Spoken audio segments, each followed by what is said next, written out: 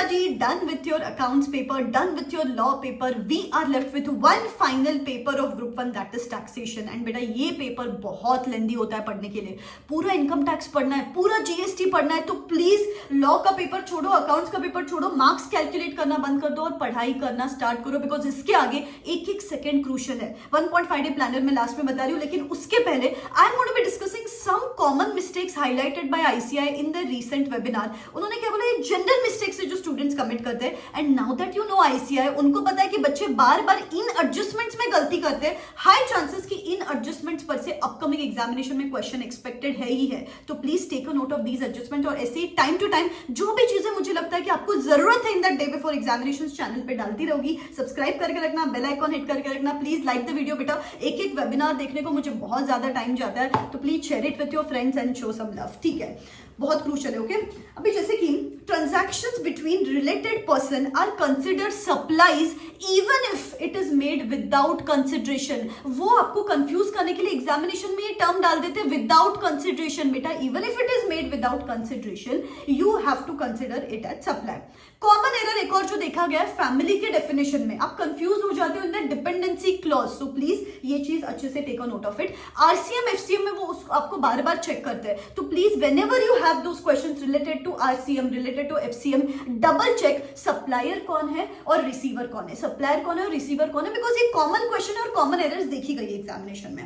Nextly, aggregate turnover of a registered person for determining eligibility to pay tax under composition scheme, their value of supplies from 1st of April of financial year up to the date of his that मतलब the registered person becoming liable for registration is included in the aggregate turnover, जब eligibility to pay tax determine करना है तब supplies is included, लेकिन for determining the tax payable such supplies are not included in aggregate turnover। basically eligibility के time पे value of supplies is included और tax payable calculate करते time supplies are not included.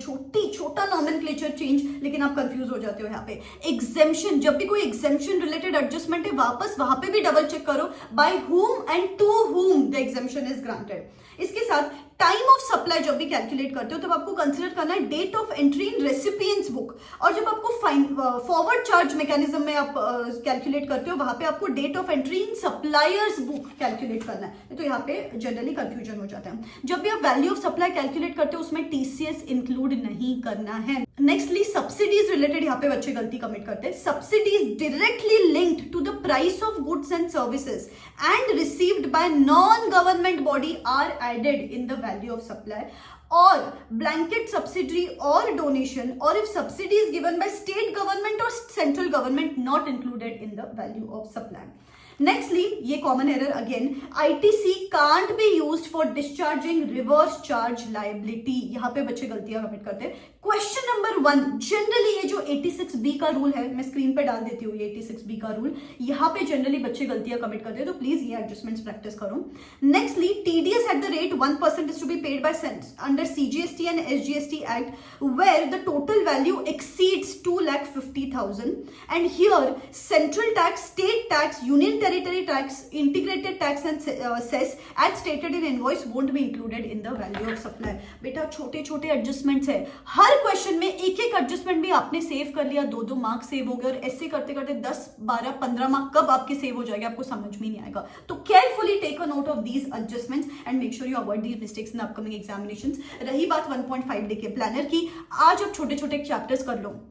Clubbing, set off deductions, basic concepts, residential status, ये वाले chapters आज आप कर लो। कल आपको करना है 5 heads of income, total income and ITC, and परसों के दिन जीएसटी के छोटे छोटे चैप्टर्स, हर चैप्टर्स को आप 45 मिनट्स दे सकते हो, and TDS, because TDS generally याद नहीं रहता है, तो टीडीएस रेट्स एंड ऑल आपको परसों के दिन करना है। तो परसों के दिन 7-8 घंटे, कल के दिन एक 15, 16, 17 आवर्स, आज के दिन एक 4-5 घंटे, इस तरीके से करोगे तो सब चीजें आपकी कवर हो जाएगी। ठीक है, लेट्स गेट गोइंग। ऐसे ही time to time videos channel पे डालती रहोगी, बस आप पढ़ते रहो। Wish you all the very best, bye bye, take care.